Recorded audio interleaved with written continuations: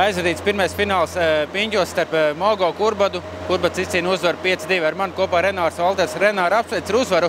Kas ir šīs uzvaras pamatā, tavuprāt? Pirmkārt, paldies. Pamatā ir tas, ka pildījām treneru norādījumus.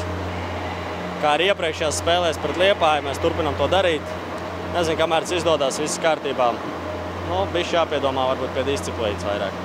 Es teiktu, ka divos periodos dominēja Kurbats 3. Mogo. Gan arī tāpēc, ka Kurbats sapelnīja vairākus norēdījumus, bet viņi arī uzspied tajā 3. Kas varbūt notika pēdējās 20 minūtēs jūsu pusē? Tas, kas notika visu laiku, kad mēs bijām vadībā, bišķiņ kaut kur palaidāmies.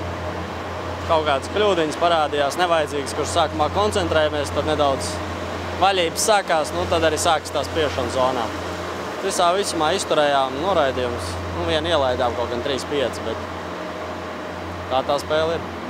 Man likās, ka Mogo meklējums vēl rezerves. Komanda nenospēlēja tā, kā varbūt regulārā viņi to rādīja. Piekrīt? Jā, regulārajā bija bišķi savādāk spēle, bet es gribu uzteikt arī, ka mēs esam pielikuši. Jā, kur mēs pieklibojām, tad mēs esam pielikuši un meklējam kaut kāds pretlīdzekļus viņa spēlē, tagad viņi meklēs pretlīdzekļus mūsu spēlē.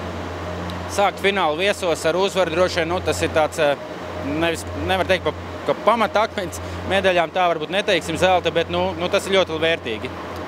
Jā, tas ir svarīgi paņemt vismaz pusi no tiem punktiem play-offos izbraukumā.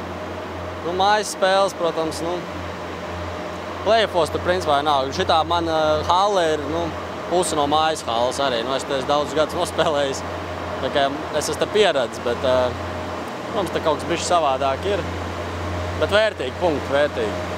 Rītā pakaļ atkal otrai spēlē, jau otrai uzvarai. Ļoti ceram.